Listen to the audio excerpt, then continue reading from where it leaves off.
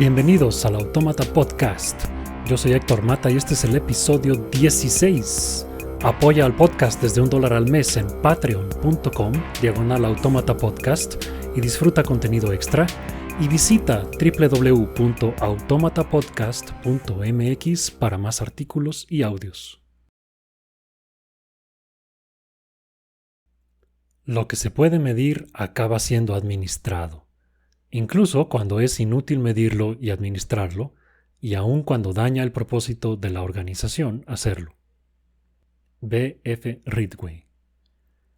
Cuanto más se use un indicador social para la toma de decisiones, este será sujeto a más presiones corruptoras y será más apto para distorsionar y corromper los procesos que pretende medir.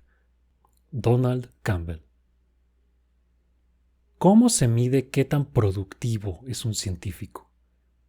Es fácil identificar a los grandes en retrospectiva, pero ¿cómo identificas quién será un buen científico antes de que sea famoso por algún gran descubrimiento?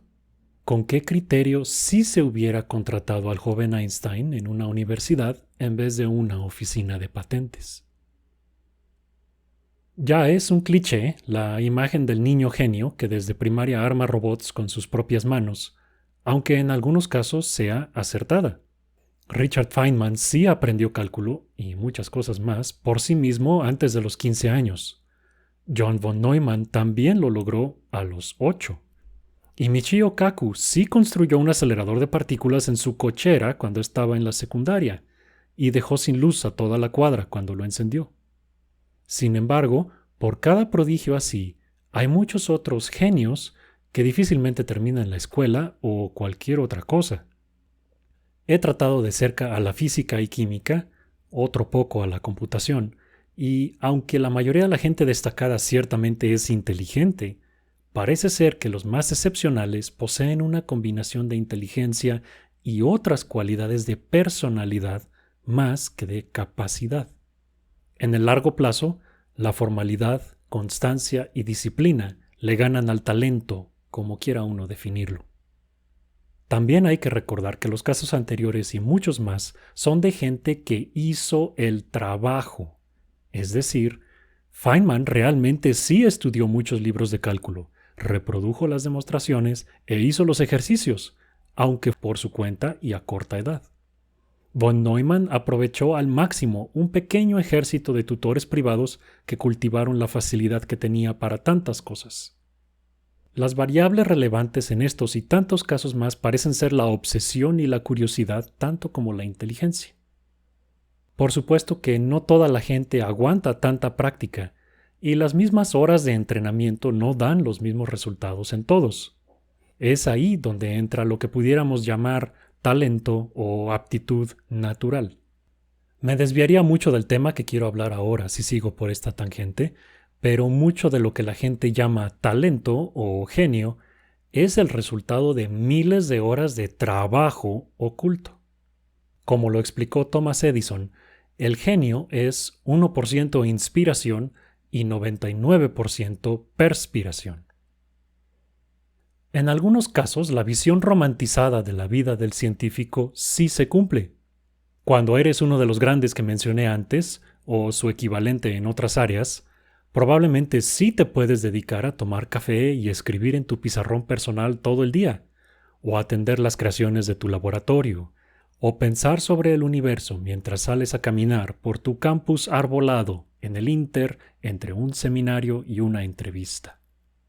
Claro que en algún momento tienes que sentarte y hacer la talacha de calcular, construir o programar, pero es agradable y emocionante porque es por tu ciencia. Sin embargo, los científicos de a pie, y muchos de los grandes también, ya quisieran que su tiempo y esfuerzo estuvieran divididos en esa proporción, o incluso en la que propuso Edison. ¿Y cómo hace uno para hacerse científico oficialmente? Empezar es sencillo y es como uno empieza en muchas otras profesiones. Te inscribes a la licenciatura de la ciencia que te interesa, pasas el examen y si hay cupo, ya estás. La licenciatura es básicamente un curso de introducción integral a la disciplina e incluye algo de clases remediales para corregir las carencias de los alumnos entrantes y emparejarlos. Idealmente, los alumnos terminarán por conocer las distintas ramas de su ciencia y tendrán habilidades básicas para escoger algunas si quieren seguir con más. Usualmente las habilidades adquiridas en una típica licenciatura de una ciencia dura son suficientes para buscar otros trabajos en el sector privado o educativo también. Para los que siguen adelante está el posgrado, cuyo formato depende del país en el que se estudie. Generalmente hay un nivel de maestría de 2 o 3 años, seguido por la opción de otros 3 o 4 años de doctorado. En los países anglos, usualmente se pegan los 2 grados en un solo PhD, todo incluido, de 5 a 7 años. En esos sistemas, las maestrías generalmente solo están disponibles para especialidades administrativas y son de paga, mientras que los doctorados completos son pagados por los contribuyentes, y los estudiantes incluso reciben un pequeño pago de manutención. Con la gran excepción de Estados Unidos, la mayor parte de la investigación científica mundial se hace en instituciones públicas. El alumno debe cumplir con ciertos requisitos académicos en cuanto a un núcleo de conocimiento o tronco común, a la vez que se acerca a algún investigador o investigadora especialista en algo de su interés. Los estudiantes generalmente terminan la licenciatura con cierta orientación que siguen en su posgrado, pero pudieran cambiarla si quisieran. Los cambios de especialidad entre la maestría y el doctorado son menos comunes, pero no imposibles. E incluso hay gente que se cambia de área por completo, de física a matemáticas o química, digamos. Tomando a una típica alumna de física como ejemplo, ella tendría que cubrir sus requisitos en cuanto a cursar las materias de tronco común, algunos cursos elegidos por su asesora y su trabajo de investigación. Dependiendo de la universidad en la que estudie esta alumna y dependiendo del potencial que demuestre, su asesora pudiera alentarla a buscar publicar su trabajo. A nivel de maestría, esto suele ser un proyecto que la investigadora podría hacer por su cuenta si quisiera, pero lo delega a su alumna para que aprenda y aplique habilidades básicas o intermedias de su especialidad de investigación. Lo interesante comienza en el nivel de doctorado, si nuestra hipotética alumna quisiera continuar. Contrario a la percepción popular, el doctorado no es la cima de una escalerita de conocimiento y prestigio que uno va escalando hasta que termina. En realidad, es una prueba básica de competencia para poder iniciar una carrera como investigador. La estudiante debe pasar de acumular conocimiento a generarlo. La manera de lograrlo es familiarizándose profundamente con el estado de la investigación en su área, los problemas que quedan por resolver, las dificultades que otros han encontrado y posibles oportunidades para avanzar. Con ayuda de su asesora, o quizá por su propia iniciativa, debe escoger un problema suficientemente interesante pero alcanzable, aplicar lo que sabe, aprender lo que no sabe y, si todo sale bien, publicar sus resultados. Un efecto secundario es que sí, nuestra alumna hipotética acumulará mucho conocimiento y experiencia que le merecerá respeto y admiración, pero ese no es el objetivo. El día a día de nuestra alumna modelo dependerá de su especialidad. Sus cursos incluirán el tronco común, pero esta vez a nivel de posgrado: mecánica clásica, electrodinámica, mecánica cuántica, física estadística y probablemente algunos cursos matemáticos suplementarios. Dependiendo de su orientación, podría pasar más o menos tiempo en laboratorios, observatorios o simplemente en su cubículo o biblioteca. De lo que no se va a salvar, haga lo que haga, es de leer y escribir mucho, casi todo en inglés, y de pasar una parte sustancial de su tiempo frente a la computadora. Esto es lo mismo en todas las ciencias duras y cada vez más en las blandas también. Su trabajo principal no será con aparatos o ecuaciones, sino con documentos. Y, si no usa la programación ella misma, colaborará con gente que sí. Su agenda diaria dependerá de su institución y la relación que tenga con su asesora, que pudiera ser distante, tiránica o genuinamente inspiradora y constructiva.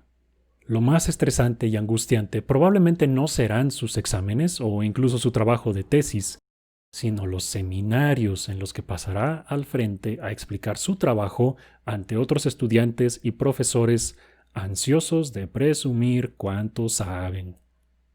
Así que si uno busca alejarse de leer y escribir, de trabajar en una computadora o de hablar ante un público hostil, elegir la ciencia es probablemente mala idea. En el mejor de los casos, tras algunos años de trabajo, desvelos y presión constante, tendrá un problema solucionado y documentado en forma de artículos publicados y una tesis de doctorado que presentará y defenderá ante un panel de profesores. ¿Y tan tan? Hay muchas variantes del trayecto anterior. En algunas instituciones se busca que los alumnos publiquen lo antes posible como parte de su trabajo desde el nivel de licenciatura, aunque sean cosas relativamente básicas. También hay alumnos brillantes que producen material realmente bueno mucho antes de llegar al doctorado. Es raro, pero ocasionalmente también llegan al nivel de posgrado personas que no tienen nada que andar haciendo ahí, aunque esto lo dejaré para después, cuando retomemos la administración y los incentivos a los que aluden las citas introductorias.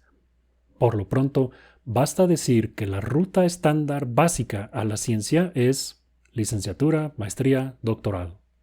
Algunas rarísimas excepciones, como el recién fallecido físico teórico Freeman Dyson, han logrado aportaciones monumentales sin contar con un doctorado.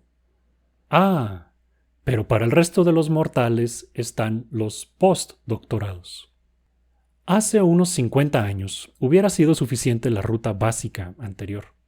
Con un buen trabajo de doctorado y algunas cartas de recomendación estratégicas, lo demás era cuestión de cuánto se estaba dispuesto a viajar y los idiomas que uno supiera.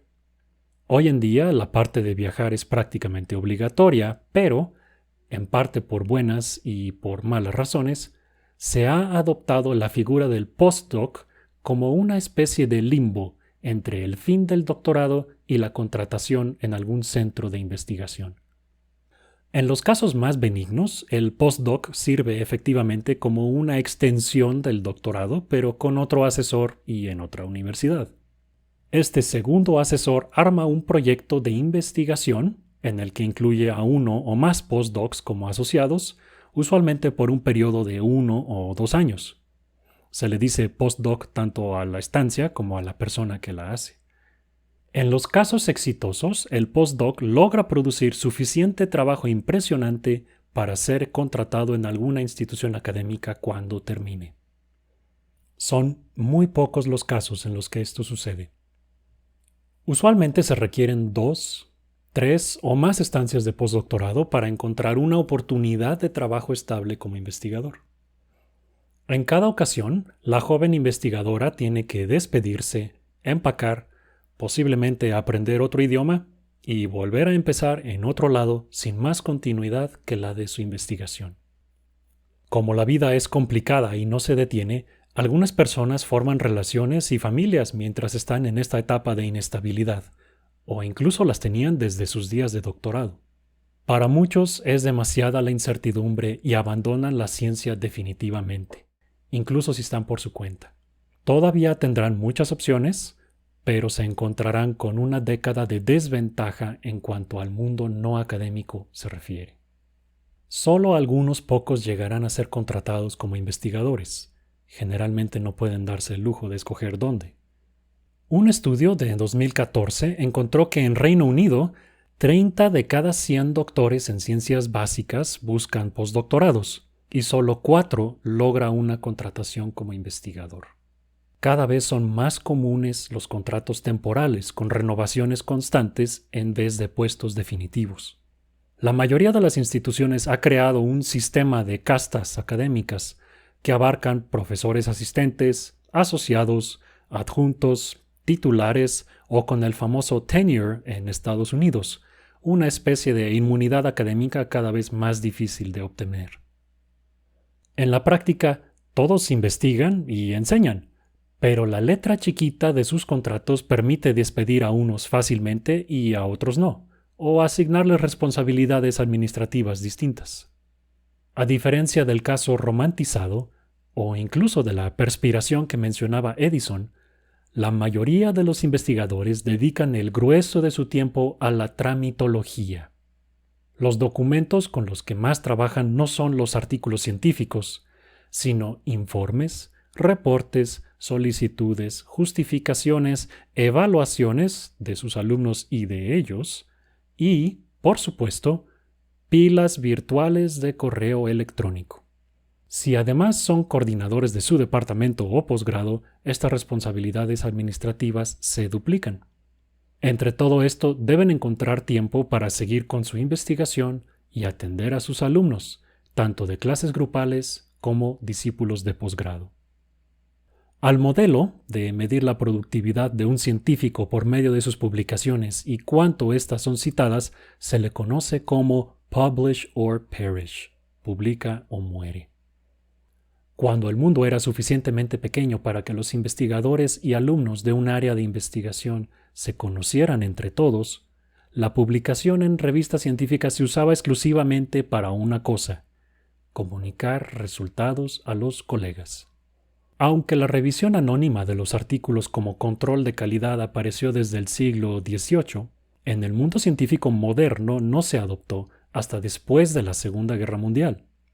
El crecimiento en el número de investigadores y artículos, junto con la proliferación de subespecialidades más allá del alcance de cualquier editor, produjeron la necesidad de asegurar la calidad de las publicaciones delegando la edición a otros investigadores, proceso conocido como peer review o revisión por pares.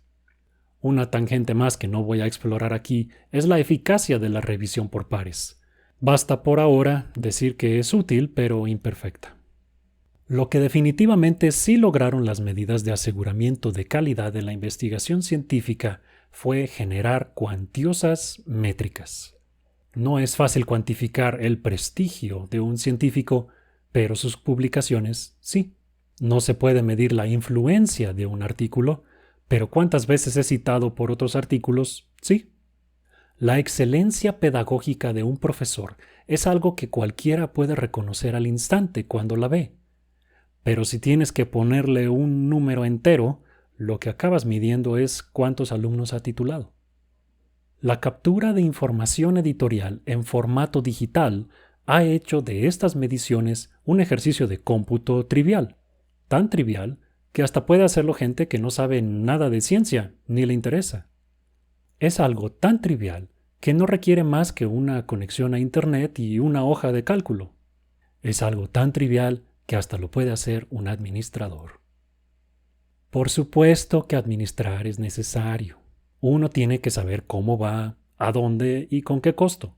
El problema es que el producto de la investigación científica no es un bien tangible.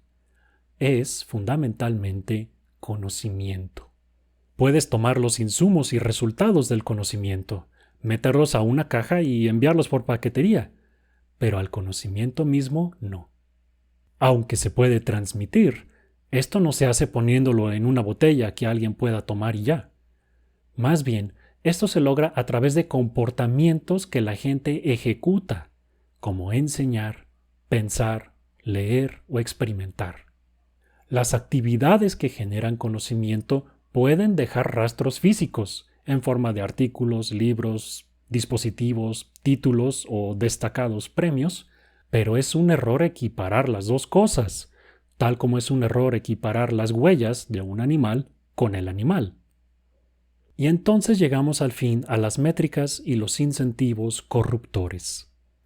La presión por publicar conduce a que se inunden las publicaciones con trabajos frívolos, mediocres u ociosos, que son aceptados porque los mismos investigadores, que son los que hacen la revisión, saben que sus propios resultados frívolos, mediocres u ociosos pudieran ser lo que los salve a ellos cuando llegue su siguiente periodo de evaluación.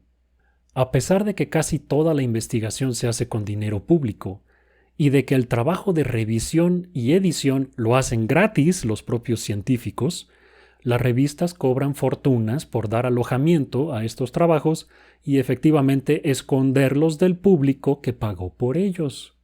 Universidades buenas y no tan buenas pagan suscripciones a estas revistas porque su prestigio, el número de artículos de los suyos que están ahí, depende de ello. O eso creen. Como es difícil medir la calidad del conocimiento, las administraciones universitarias mejor miden sus huellas. ¿Cuántos alumnos entran?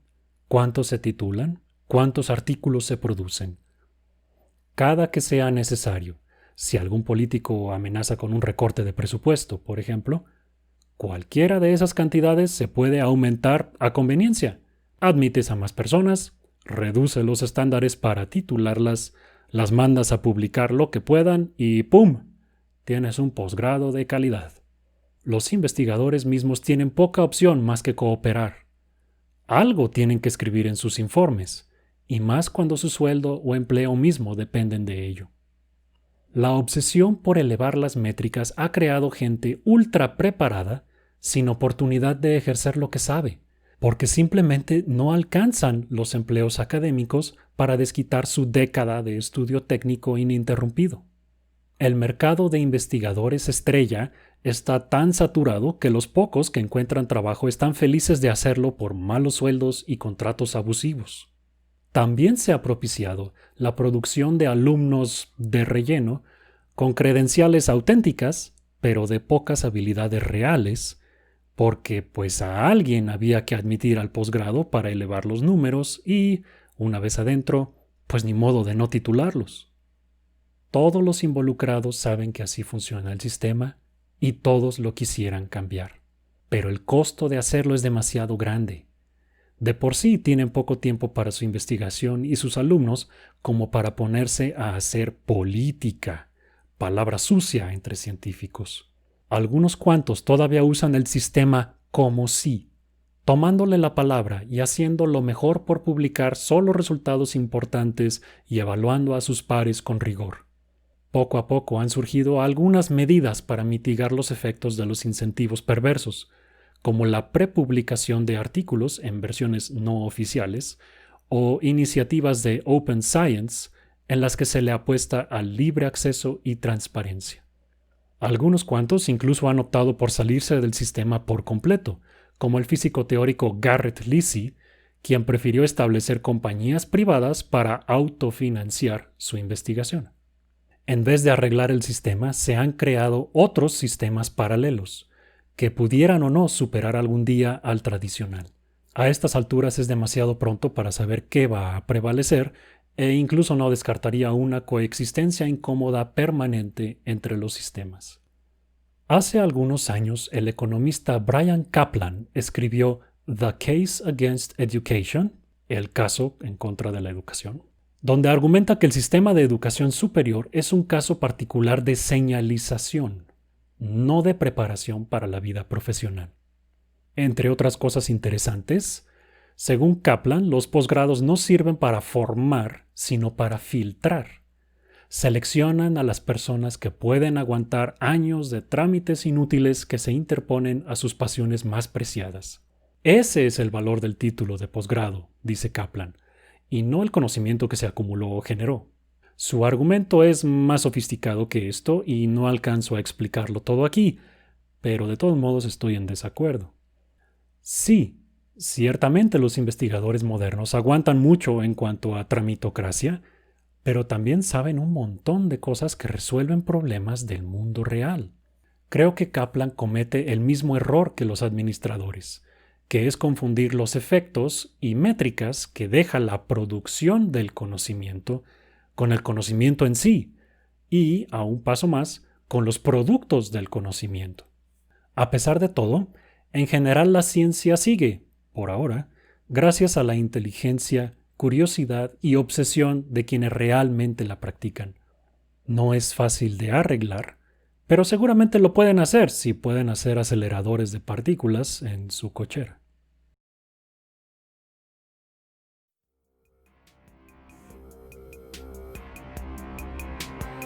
Si quieres más episodios y contenido como el anterior, sigue la publicación de artículos y episodios por Facebook, en facebook.com/automatablog o en Twitter en @automatapodcast o escríbenos a automatablog@gmail.com.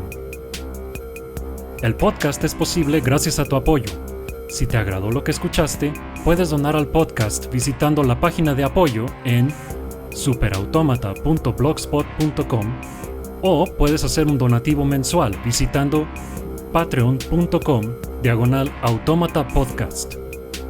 La música es Tyrant, cortesía de Kevin MacLeod de filmmusic.io y lleva una licencia Creative Commons 4.0. Yo soy Héctor Mata. Gracias por escuchar.